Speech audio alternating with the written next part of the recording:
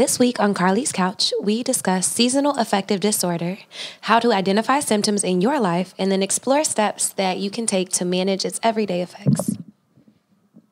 Hooray. Hey, everybody. Welcome to Carlie's Couch, episode 229, February, Black History Month, for those who celebrate. Today, I know it's February, but it's still pretty cold outside in a lot of places. I was actually watching the news the other day, and I'm like seeing snow in Phoenix and everything else. And, you know, with the holidays going on all around the winter season and just with the temperature drop, it's just something that I feel like we see a lot of, that people are tending to be a little more down around that time. So even though we're kind of getting ready to come out of this winter months, we still wanted to make sure that we did talk about seasonal affective disorder. Carlie, how are you feeling today? I'm feeling pretty wonderful. I'm so glad that I chose not to live in a place where winter is super crazy. Because when I went back to Oklahoma over the holidays, bruv, it definitely snowed and was like -4. But then within a week, it was back to like 60 degrees. And so anytime the weather is, you know, varying that much, and I know it's snow on the ground as we're recording this in Dallas, but next week when this drops, it's going to be sunny again. And so I just know that, like, this is important because I think a lot of people are affected and maybe don't even know, that this is something that they're dealing with in their life. They think it's just how life kind of is. Do you feel that seasonal affective disorder is more so, not necessarily caused, but like you're affected more so by the weather? Is that how you view it? Or for you, maybe even for you personally, or how you view it in general? I don't know if it's, I think it's, the weather is a part of it, but I think it's about like the darkness, like the time of like how much sunshine you're able to get in a day, if you're able to go outside, if you get stuck in the house. I think it's like the weather and then everything that the weather affects is kind of what leads to it. And do you have seasonal affective disorder? I wouldn't say that I do, but I would say that I'm cognizant or aware of sometimes when it affects me, but I wouldn't say I have it because it's not consistent. Like I haven't noticed it consistently. And we'll talk about some ways to notice it in your own life later. But I do notice, like, when I ain't had no sunshine, like, days be a little bit different. Like, one of my aunties was wanting to move to Seattle, and she suffers from or struggles with depression. And I was like, I don't know, sis. Like, it's so gray all the time. And it really, like, your atmosphere and your environment really do affect how you feel. Yeah, and in Seattle specifically, because of that climate, they already have like signs on every bridge with like hotline numbers and like messaging for people and things like that. So like they are very like preemptive about actually like putting those things out there in different areas. Do you think that you deal with seasonal affective disorder or SAD? Yeah, I do. So that's why I'm glad that you said you don't, because also I think it's very important to distinguish between, of course, like during winter months, we tend as mammals to like slow down a little bit. And of course, the sun can affect everybody as far as just being a little bit more like you want to be to yourself, not being out like, you know, when it's dark at like 4:30 p.m. During that time, it just, you know, things are a little bit different. And so I think it's important to establish that that's not necessarily seasonal affective disorder. For me, I have noticed it specifically for the last couple of years, but the only reason I recognized it this year, and actually like we thought about this episode for me in December, because I was kind of going through it then, and I noticed like I was starting to write some things down, but then I noticed that, oh yeah, I remember I wrote something down this exact same time last year, and I looked back and was like, oh, the same thing, but I'm in a different place. And places in literally. So for me, it's less, I think, I don't necessarily think about it with the weather or the sunshine, although I'm sure that's part of what affects it. But for me, it was specifically around the holidays. So like on Christmas. So for me, last year, and by last year I mean 2021, I was at home. So I was with my family in North Carolina, and I just remembered I was like really sick, like I was crying, and I was like, I don't even know why, and like I just really felt like something was really missing, and I wrote about it. And then this year again, I remember like waking up on Christmas, and this time I was in LA, but I was still with my family. My brother and my cousin came over, and all of that. And yeah, I woke up and I still felt like real down. So for me, it's I don't know what it is, like maybe about the holidays, but like it just really felt down during that time specifically. That's when I really, really noticed it, because I'm like, why am I crying? Or like, why do I feel some kind of way, on Christmas or around the holiday? So for me, that's what kind of sparked me to look at seasonal affective disorder a little more, and want to distinguish the different factors. And I think a big thing is around the holidays. Working with D.D. Hirsch Mental Health Services, some of the content we put out was around dealing with SAD as well.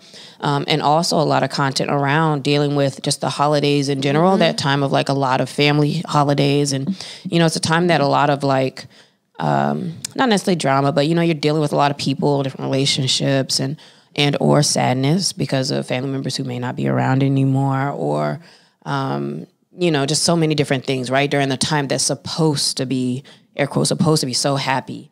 And so I think maybe it's because of that it makes it not easy, but like if you're feeling a little off, like it's a big like gap missing.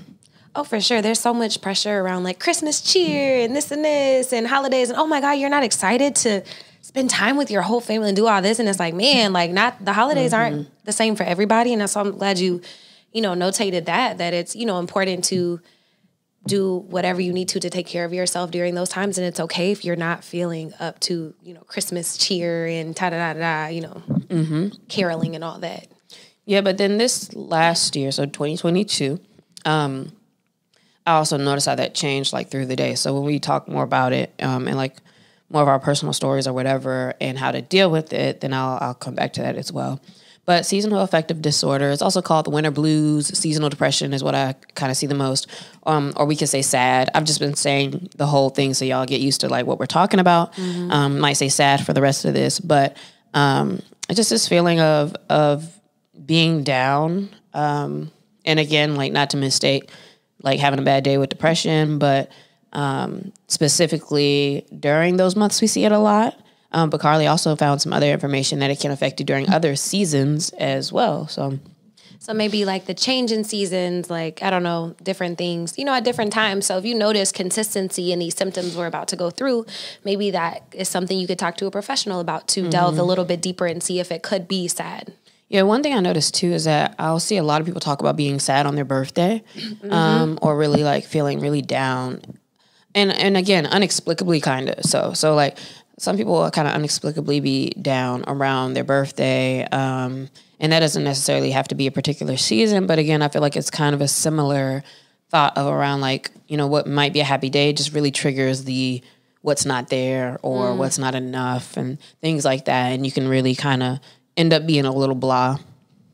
Yeah, and again, like that doesn't mean you have seasonal affective disorder, but it could be worth, starting to recognize and journal about your symptoms. Yeah, because I guess maybe, even in thinking about it, a person could be suffering from depression and then these certain things like trigger it. Or it may be just like in general, like just certain things trigger you to be dealing with something. But I would for sure say that I see it a lot during the winter. Like pretty regularly. And yeah, it's just a time when you just get more like isolated and the like sometimes. So for any of you listening who are like, yeah, I either know I deal with SAD or dang, was I dealing with SAD or am I kind of dealing with that? Hopefully you will get some tips out of this episode on, just how to deal with it and knowing you're not alone with it. And perhaps how we can manage our way through it, because there's always kind of like this other side to it for sure. Yep. So how can I recognize SAD in my own life? And so the first symptom or something to look for are feelings of depression that happen most of the day, every day, and in a seasonal pattern. So similar to Lexi noticing like, man, exactly this time last year I was feeling real down, and for seemingly, no reason, like nothing big had rocked me, like maybe that's a sign that you could.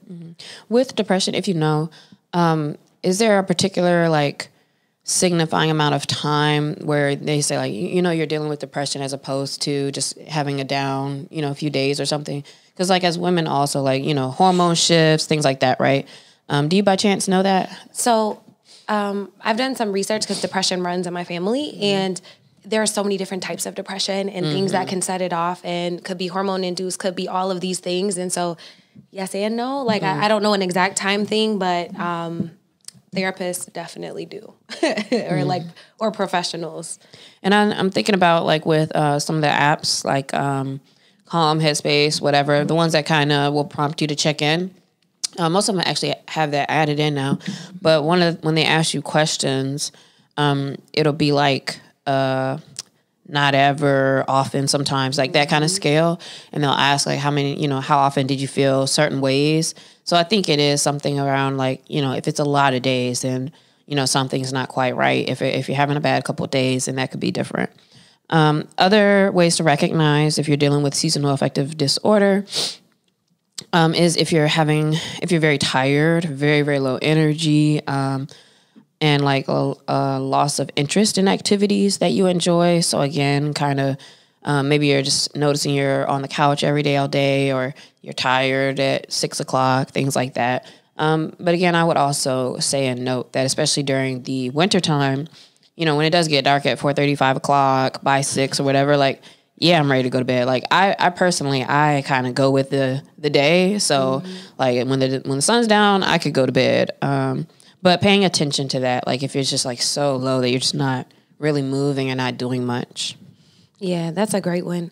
A lot of these are around noticing big changes. So if you notice like big changes in your appetite, so are you like, usually really hungry, like me, big hungry, and then now all of a sudden you don't want to eat anything, or did you gain a large amount of weight and you're like, wait, how did this happen? Which again, during the winter, people do tend to eat heavier and more comforting foods. And so you're going to gain probably a little bit of weight, even if you work out. But if it's like a large amount, or if you don't typically gain, like look at anything that's off of equilibrium. And I think that could be a good sign. Another kind of symptom of this is if you're experiencing senses of like hopelessness or worthlessness. So maybe it's just like, whether you're speaking to yourself in that type of way where it's like, I'm not, I'm never gonna get this done, or I'm not this, or I'm not that, or nobody loves me, or again, kind of speaking to like this maybe gaps that you see or places where you're not quite where you may want to be. And also I'm gonna kind of slightly put these together, but a way to recognize that also maybe in how you react to other people. So for me, like I know when I'm feeling very irritable, agitated, kind of sluggish, things like that. Like I'll notice if I'm scrolling Twitter, for example, if I'm scrolling and everything I see on my home feed, I'm like, shut up. Or like, why you say that? Like, okay, duh. Like if it just feels like I'm like, negative, but of course you're going to keep scrolling. Then I'm like, what? I'm just in an irritable mood. And a lot of times that can signal like, okay, you might be having these other feelings of like your worth, et cetera, because usually when we're kind of feeling down in that space, you don't want to see other people's like, like vacation or what they got to say, or, oh, I learned this, or like, okay, like, you know what I mean? Like you kind of are more aggravated with other people. And so those things can kind of shine light on the other that you may be in a space of having seasonal affective disorder. Absolutely. Another one is to notice if you're struggling concentrating. And again, that could be a million different things, but if you're usually pretty good at getting stuff done in the morning and all of a sudden you find yourself a couple of days in a row or maybe a week, like just really struggling with your concentration, like that could be a sign. Again, think about what your equilibrium is like throughout the entire year and then look at it during these winter months or during the holidays and notice if it's so far off. Like if you're usually a really happy-go-lucky person, like it's okay to have a bad day, but if you having like a whole month where you frustrated with people, like it might be more than just like a bad day. Yeah, like day in, day out type stuff. And then lastly, if you're experiencing frequent thoughts of death or suicide, then that can be a clear signal of depression in general. And then if you have those thoughts or notice that you have those thoughts more so during particular seasons or times of year, then that can be a signifier of seasonal depression or seasonal affective disorder as well. So like for me, I wish my phone is recording this, but I'm trying to remember when the last time I was thinking about suicide, but I haven't in a while. So like let me not say I always, I typically will think about death, in a way of just like, that helps me kind of view the world in a more appreciative way. But I haven't thought about like suicide. And again, not even really ideation, but more so just like the thought even going into your head. I hadn't thought about that in like a long time. But I remember sometime recently, I really wish I could remember what was going on. But sometime kind of recently, as in maybe over a month or so ago, I remember just like a quick thought went through my head. I was like, ooh, like, where did that come from? Because like, you know, was nothing really going on. And again, it's never something I want to do, but I just noticed the thought come in like, oh, I don't want to be here. And I was like, oh, well, I probably wrote something down about it or noted it, right? So for me, as long as thoughts come in and I note them and I know I don't want to take any action, it's like, okay, cool, let me just see what's going on or let myself go through that. But if that's something that is coming into your mind often, then that's something to deal with for sure. And then, like I said earlier, like with my personal experience, mostly for me, it would just show up as just feeling down. I don't really know how else to explain it because it's not... Actually, let me look at these symptoms to see. For me personally, it's more so like low energy, loss of interest, and just like irritable and just not... I don't know, just being over it. Like, just kind of over everything. And the days are kind of spent just like consuming more TV or things like that, not feeling very motivated to like get ahead of like work type stuff, things like that. And really it was like a sense of lack, a big sense of lack, like lack of love, lack of something. And I remember feeling like it too, like I don't really know what it is I feel like is missing, but like it just feels like something's missing right now. Like I'm just like blah. And yeah, also in my experience, I can see that there's a different shift that, you know, I'm not really in that space now, even though it's still technically winter. And so that's why at the beginning, again, for me, I was like specifically like right around the holidays, maybe like around that week. But yeah, it's like just for that while, like I was just really feeling in lack.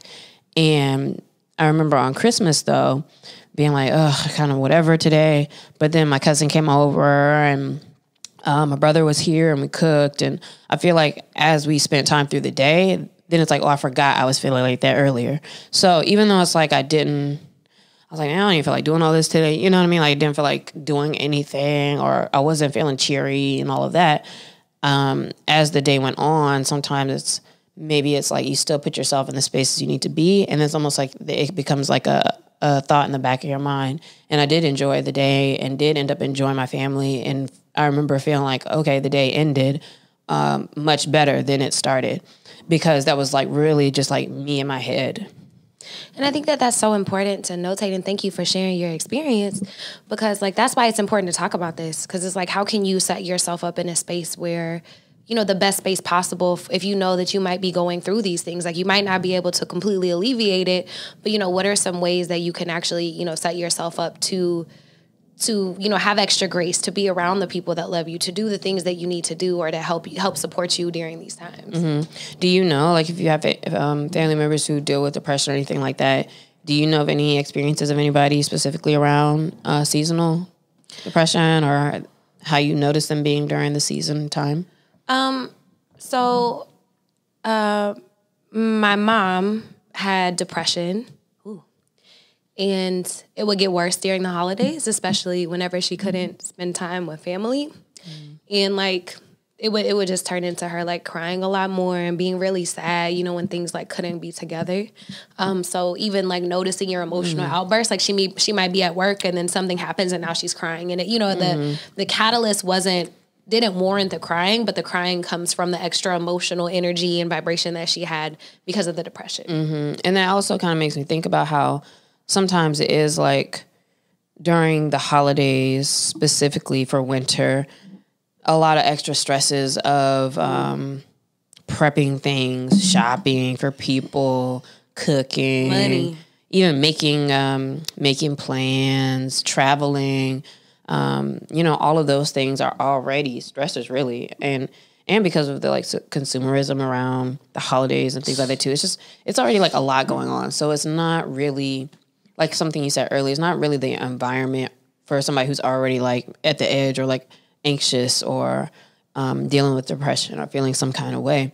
And so I think that, you know, naturally with all these additional stressors and things going on, it's just like it can just feel overwhelming. And perhaps that could be what it is. Like when things get very overwhelming at times, you just kind of shut down or express. And that could be in different ways, manic, sadness in different ways. But like, it's kind of like an expression of like, how do you deal with all of those things happening?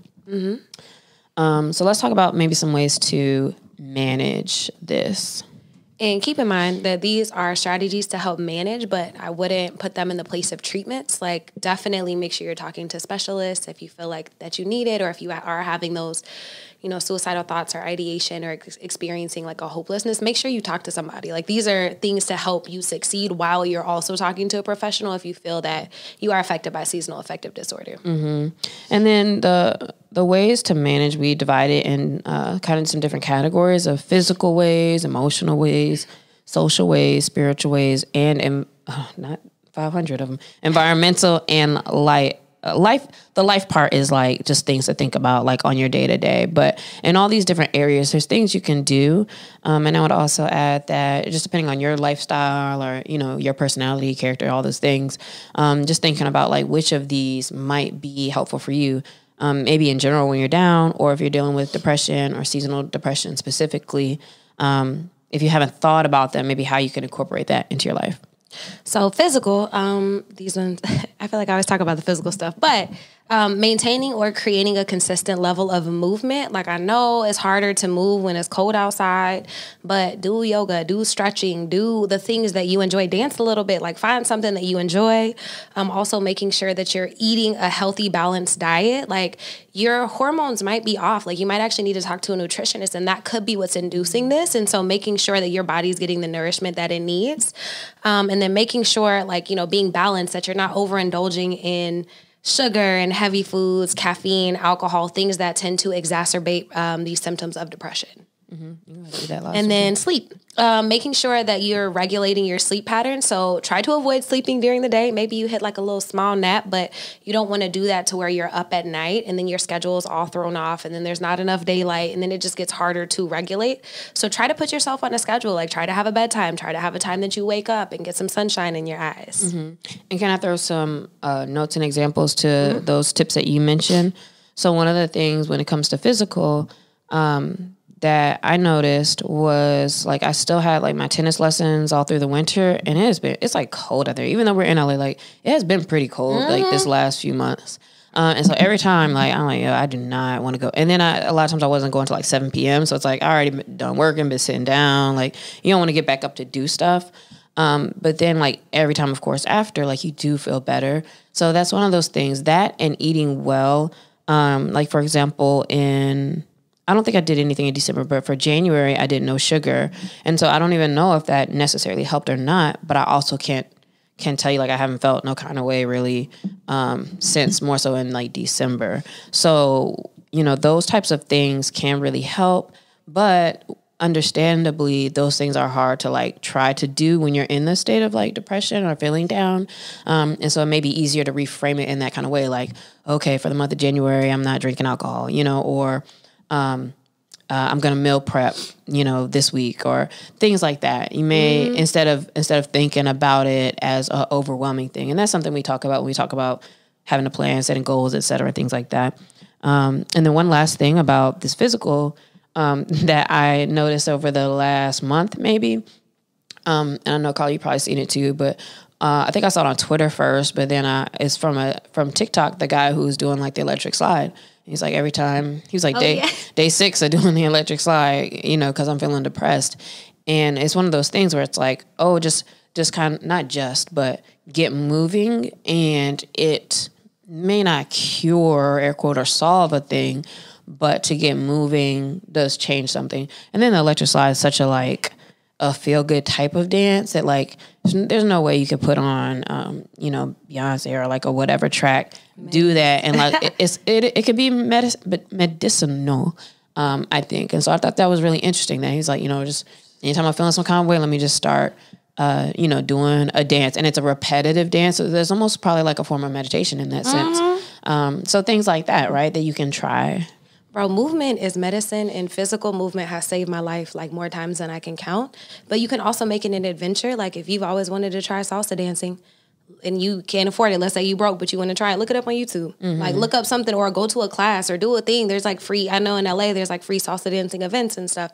Like maybe look for fun things in your area that would like, that you would actually want to do. Or figure out your dance and start hitting that hoe every day whenever you start to feel real down. Yeah, I was going to say, I would say keep in mind and always think about the thing you could just do like where you are too, because that could be a whole nother level of going out and planning it or whatever that stops you from doing that. But even if you just get up and like, or just put some music on the speaker and just get up, you know, there's just levels and tiers to like how far you can go with it.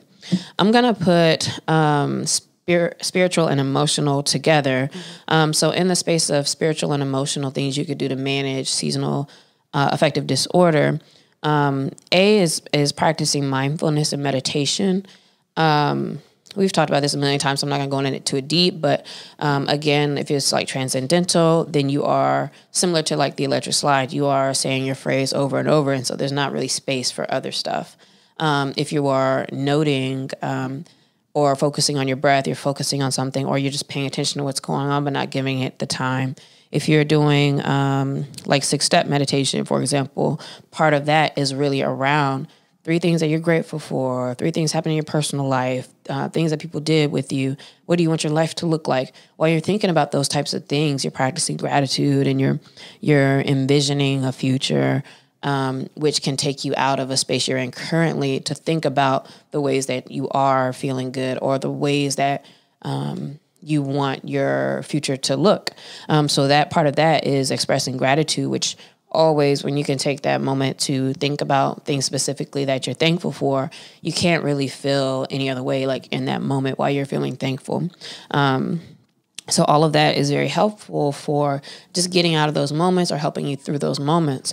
And then also similar to like me, not necessarily a journal, but just writing things down. So when I feel some kind of way, I just write it that I'm feeling that. And a lot of times it's almost like I said, instead of calling it journaling, it's almost like it's a bookkeeping type thing or something. Like, because I liked how now, like when I write stuff, I can start to see the patterns of what's happening when I write something, or when is this, what's going on around me. And then I notice certain things that allow me to understand like, oh, this is that thing, or, oh, this environment triggers something, or whatever it might be. So just writing things down and paying attention to how you feel, writing down how you feel, writing down, you know, what's the date, time, what's going on.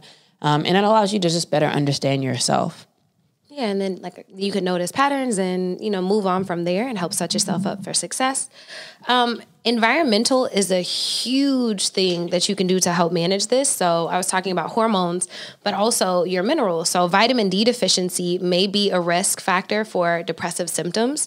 And the National Center for Complementary and Integrative Health stated that vitamin D, like low levels, are common in people with the seasonal affective disorder. And so in order to help yourself with that, like get outside, practice maybe some grounding. Like if you are somewhere, like we're in LA, where you can go sit in the grass sometimes, or if you're itchy to grass, maybe sit on a blanket in the grass in the sunshine. Sunlight is shown to help ease those symptoms of depression.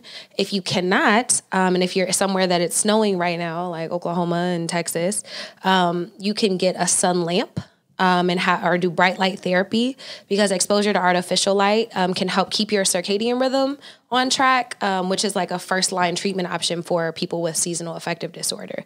So doing these things to help regulate your vitamin D. If you talk to your doctor, maybe you can get on a supplement, but then also setting up your space for success. So making sure it's comfy, making sure it's clean, making sure it's set up for you to do what you need to do. You can do some aromatherapy. I love me some good oils and my diffuser. And then the last one for environmental is a lot of people tend to also have a magnesium deficiency, which can impact your sleep and can throw all that off. And when we don't have sleep, we are not like ourselves. And so taking baths with bath salts, or perhaps even a supplement, again, if you talk to your doctor. Mm-hmm. Yeah, get your blood panel, and next time ask about where your levels are with particular minerals and things, because while a lot of people are deficient and magnesium can be very helpful, some people, you know, looking at certain trends and things will take it and it's like, well, actually that's not where you're at, and too much of those can affect you as well. And for me, even though we live in LA, like I still have my grounding mats that you can plug into the wall, and they bring in the electric current from the ground so that when you're standing on it or touching it, and they even come with like bracelets too, so you can connect the bracelet to it. So you're always getting that natural current from the earth. There's other ways to get around that as well, because I think about this often. Like, when's the last time I really like touch the grass? Because we still have shoes on, even if you're outside and it's sunny. Like, you're still not connecting with the earth as much. So you can try to do that or use those mats. Another thing you can do is think about your social life. So prioritize connections with your friends, family, whoever are the people who like are supportive and give you peace in those ways. Like with my friend group, I see somebody or a lot of them at least 4 times a week. And I think since COVID time, my relationships with a couple of folks in my friend group have evolved even more so to where like it really is like checking in on you, or, I might check on them. And we also respect each other when we're like, yeah, I'm not really in the mood to go to that thing or to that party or to hang out anymore, even if you already had plans. But in that, we still make sure like we explore, like, are you good? Or they might check in on the next day.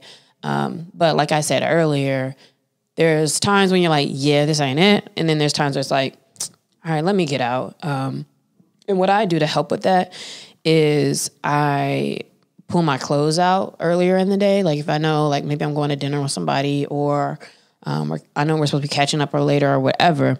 As long as I'm like already kind of planned what I'm going to look like. And so like right before I don't have to think about like, oh, I don't have anything or whatever. That's usually when I get blown. I'm like, I'm not doing anything. Then that helps me to like continue and actually get out and do the things. And I don't think, like very rarely do I wish I had not gone out when I do. Mm-hmm. And another one that this is under the life category, but it's just noticing like your stress management during these times. Like we talked about feeling overwhelmed, maybe feeling hopeless, all that. Like avoid overcommitting yourself. So yeah, maybe you do like pick a couple things to do every week, but maybe you don't do as much as you normally do during the summer. Like maybe you're not in these streets every single day. Maybe you pick a self-care Sunday for yourself, or pick something where you can spend time grounding or resting or doing whatever it is that you need to do for you. That's different too in the winter, because I between last week and this week, I was like, yeah, I tried to do too much. Like every evening, I had told somebody yes that I would like go do something with them, and then it wasn't even like my go-to friends. Like some new people were like trying to hang out or whatever, and I was like, oh, okay, cool.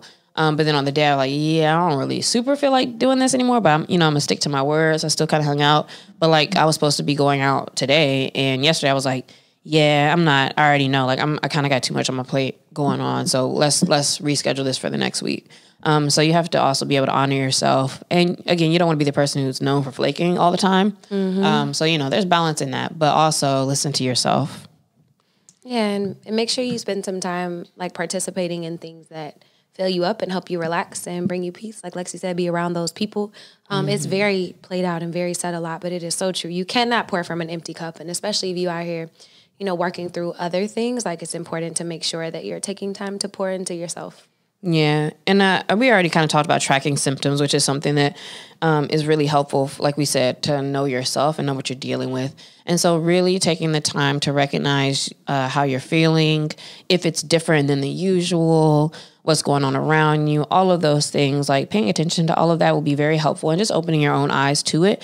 And for me, even knowing like, okay, I know I'm going to kind of move out of this, but during this time, here's what I'm going to do. Whether it's I'm just going to have a lot more self-care and not feel guilty about that. Like Carlie said, it's really only, well, I can't say only because I only noticed it within the last like kind of year and seasons, but I really noticed that it was during the winter. I did a lot more like baths and stuff. Like I didn't think about that during the summer, it's like a different vibe. Like during the summertime, I ain't really trying to soak in no rose petals and stuff, but like, I felt so good. I'd be like, look at my little candles, got my little ashtray right here, had my book, had my, little balms and stuff in the tub. And I noticed I do more of that during those times, and I might be more sluggish or, laid out, et cetera, et cetera. But that's what I need during that time. So, just kind of knowing what you need, honoring what you need, again, making sure you're checking in with yourself and others, and being able to speak with others if you really feel like it's so bad and you're just, in a space by yourself, to reach out to a friend or be like, I'm not really feeling so good right now. what are you up to? Just want to check in because I'm not feeling so hot. Like, there's ways to kind of do it without having to be like, oh, what was me? Or, because not many people want to feel like they're either bringing other people down or they're having a pity party. And at the same time, when somebody does say that to you, like, I don't remember a time I've ever like felt some kind of way. Like, if anybody ever was like, hey, I'm not really feeling myself or whatever, like, I'm not going to feel bad about that. So why would somebody feel bad if I told them that?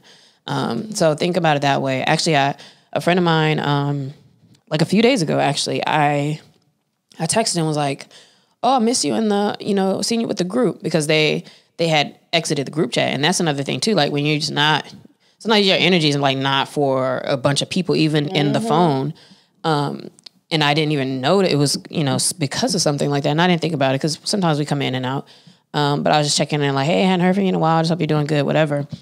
And the person was saying like, yeah, I've been feeling really down, and I just didn't have the energy for like social stuff really. And they were like, but I felt bad because everything's going good for me. And so I felt like I shouldn't feel like this. And I was like, oh, how many of us feel like that, where it's like, dang, I shouldn't feel like this, or I don't want to bring other people down or whatever. And so you disengage instead of speak up or, note those feelings. But I was so glad that they did, because I was like, oh yeah, like, that is how it feels sometimes. But everybody, even somebody can have everything, still can feel like a void or something missing or whatever. And I sent them like my list of like Black therapists, and they were saying like, yeah, I really want to, talk to somebody, but so hasn't been a priority with my budget, blah, blah, blah. And I was like, now, as much as like folks go out to eat and stuff like that, I was like, even if you just did like once a month, I think that you would see the benefits that are way worth it, spending that $125, $175, whatever it might be. That prioritizing your health makes everything else make a little more sense. And so that's something I always advocate for, like, especially even if we're talking about money, like, put it towards that and just see if you feel better. Because that really, in LA especially, that's like one dinner. So look at those resources, look at your friends, be sure that you do speak up if it's at that point where you really feel like you need to talk about it, if you can't manage it yourself. And the summer is almost here, so I was about to say winter is coming, but that's the opposite. Winter is leaving. It's out of here. So hopefully as the spring comes, folks will feel a little more lively. And yeah, like I think it's like a little more lively and a little more open and fun and all those things, like with the spring and summer. Yeah, so make sure you're taking care of yourself. Get help if you need it. You don't have to go through this alone. If you like learned anything, or if you have your own tips and tricks for dealing with, seasonal affective disorder, hit us at Carlie's Couch. Let us know. We'd love to hear from you. And I'm mad excited about this question this week. So I actually saw this on TikTok. So shout out to whoever I saved this from. But if you could eat an ice cream that's flavored like an intangible object, concept, or feeling, what would you choose?